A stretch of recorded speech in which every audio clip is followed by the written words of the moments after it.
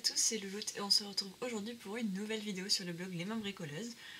Donc c'est une vidéo sur la création d'un porte-dessin. Alors je mets des guillemets, pourquoi? Parce que c'est pas quelque chose de plat en fait, c'est un rouleau, voilà, pour rouler les dessins en fait et les mettre à l'intérieur pour pas qu'ils soient tout pliés, tout dans un sale état. Parce que c'est vrai qu'on pourrait très bien prendre un porte-dessin. Alors moi j'en ai un mais je vais pas vous l'attraper là parce qu'il est tout en dessous de mon atelier, en A3, mais des fois on a des dessins beaucoup plus grands que du A3, et là on a souvent du mal à les transporter. Du coup je vais vous montrer une petite astuce pour avoir en fait un rouleau pour les transporter assez joli. Alors déjà, où est-ce qu'on peut trouver le rouleau? Alors là, ceux-là, ce sont des boîtes, oui, si on peut dire des boîtes, pour mettre les rouleaux d'aluminium. Alors on les trouve en restauration par exemple, mais également si vous allez à... Alors vous avez plusieurs magasins qui le font, tout ce qui va être... j'ai perdu les noms, Monoprix... en fait, les boutiques où, qui sont réservées aux associations ou magasins, au VDI, etc. En fait, du moment où vous avez une carte entreprise, vous avez certains magasins qui sont accessibles, et du coup, voilà, promo cash, etc., etc.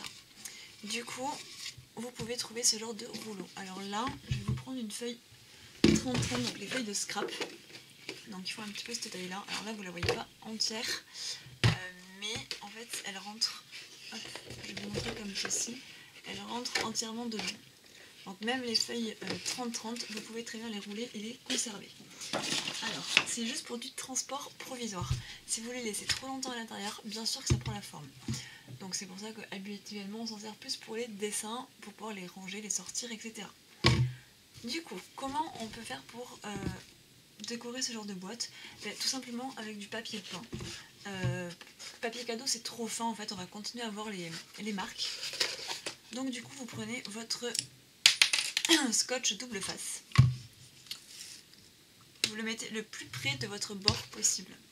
Alors pourquoi? Tout simplement parce que voilà, c'est pour éviter que le papier gondole un petit peu après. Hop, donc vous le mettez le plus près possible. Vous coupez légèrement plus grand. Hop, vous l'enlevez et voilà. Donc là on a la première partie de faite. Et on fait la même avec l'autre côté. Alors sur celui-ci, j'ai les deux capuchons qui s'enlèvent. Enfin les deux côtés pour avoir un cercle entier. Et on refait pareil, hop, de ce côté.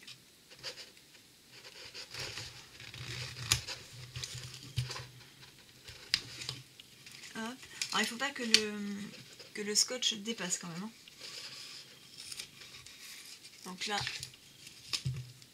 hop, on le retire vers le bas. Alors c'est pas grave si le gondole. Pourquoi? Parce que tout simplement quand vous allez le coller, c'est pas lui le plus important en fait.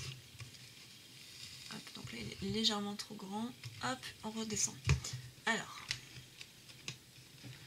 je suis désolée pour la luminosité, il s'est mis à pleuvoir pile quand j'allais faire la vidéo. Hop, voilà, et du coup on peut enlever définitivement celui-ci. Alors là j'en mets que sur les deux extrémités, parce que là il n'y en a pas tant besoin que ça. Pour la taille des boîtes que moi j'ai, il m'a fallu faire du papier en fait en 36 sur 30. Alors c'est comme je vous l'ai dit tout à l'heure, hein, plus grand du 30, que les feuilles 30-30. C'est pour ça que j'ai pris du papier peint. Alors moi j'ai choisi de le découper dans le sens pour suivre en fait la forme de mon rouleau. C'est-à-dire que je ne vais pas lutter, si vous voulez, contre la forme qui est prédéfinie. Voilà. Ensuite, vous posez votre rouleau et vous mettez le premier bord. Hop.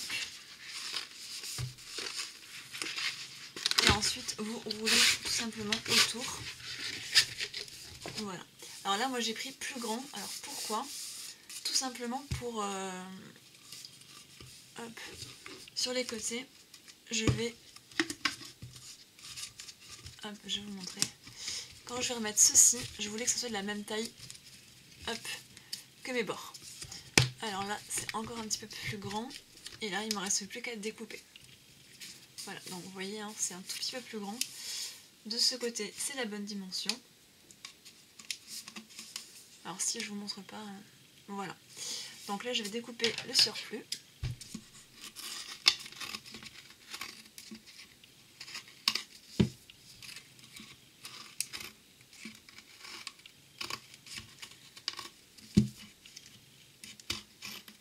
Hop.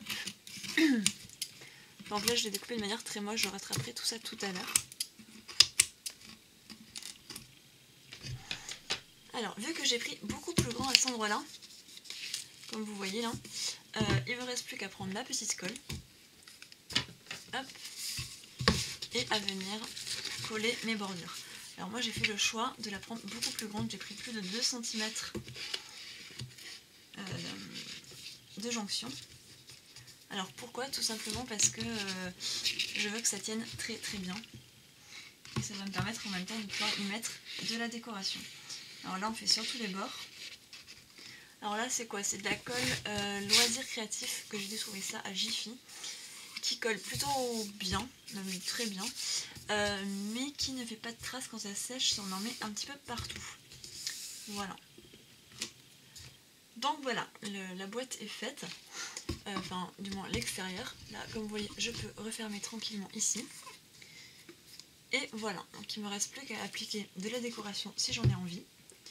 Là pour ma part je vais mettre, hop, est-ce que j'ai pris, enfin ça c'est ceux qui étaient dans des, je sais plus, je crois que c'était des dies ou tout du genre, mais c'est pas assez grand, donc j'ai du ruban.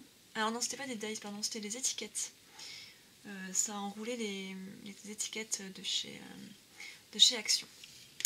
Alors, donc je prends mon petit ruban, et alors là je vais le faire de manière très très simple, où en fait je vais venir entourer de manière pas forcément très unie. Voilà, c'est un petit peu grand comparé à ce que je voulais faire. Ouais. Donc on va faire juste 2-3 tours. Hop, donc j'ai fait exprès en fait de laisser ma marque ici. Hop. Donc là ça fait 2 tours. Je fais en sorte que j'ai la même dimension là et là. Hop, je découpe. Je fais mon petit nœud en prenant toutes mes épaisseurs. Là, hop. Alors vous y voyez pas très très bien. Mais du coup j'ai enroulé sur les deux bords là. Enfin, sur mes deux lignes de ruban.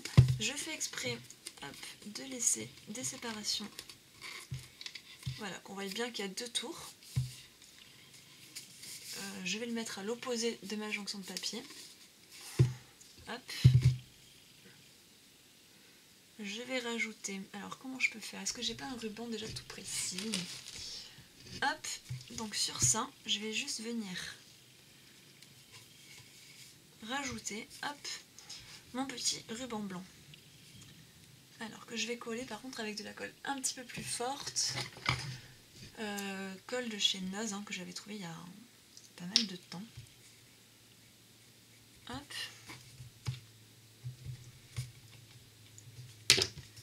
Et je viens coller mon petit nœud juste là.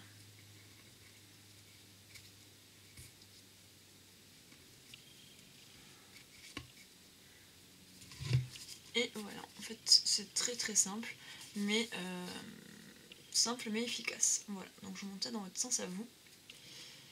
Et voilà, donc c'était tout simple, hein, c'était juste une petite astuce pour les filles qui font du dessin ou qui transportent du papier très très grand.